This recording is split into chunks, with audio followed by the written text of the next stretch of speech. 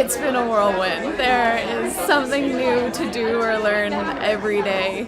It's madness, but it's energizing, and I think one of the really positive elements of all of the grim talk that we heard a lot of earlier is that there's been so much interest and so much anticipation about it that we were able and that we had to start a New York office. I think it brings our message to an entirely new audience. We're bringing concepts and ideas and realities that don't exist in the US to an entirely new international arena. I met with Ruchira on my second or third day at the office, and she had this dream for a project where I would interview women in the slums, both outside of Delhi and in Forbesganj, Bihar, right by the Nepal border.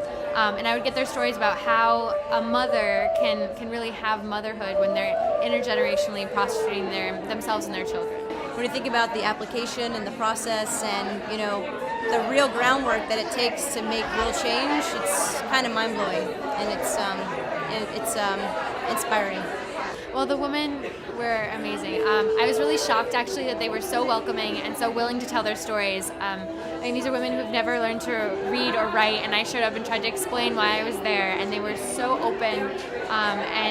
Being on behalf of Apne Aap, they had such a trust for the organization that I was really welcomed right into their circles and to their discussions. It's all about joining together. If one circle hits another circle, hits another circle, hits another circle. It's about mass, and there is a critical mass. I mean, it's like a scientific reality and like a humanitarian goal, and it's there and it can be done. And I think this is just another really huge step in that process. I think there's 2 or 3 levels. The one is just bearing witness, and I think it's by exposing yourself to the information, even though it's painful to know, and just bearing witness to the fact that this goes on. And the second is actually volunteering, and as Gloria was reminding me tonight, this happens here, it happens in all of our communities, it happens all over the country and all over the world, so there's no lack of organizations, and there's no lack of need for volunteers, whether it's in Delhi or in New York.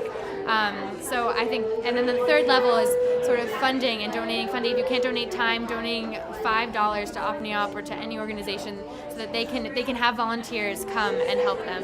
So I think there's sort of 3 levels to it, and there's so many ways to get involved.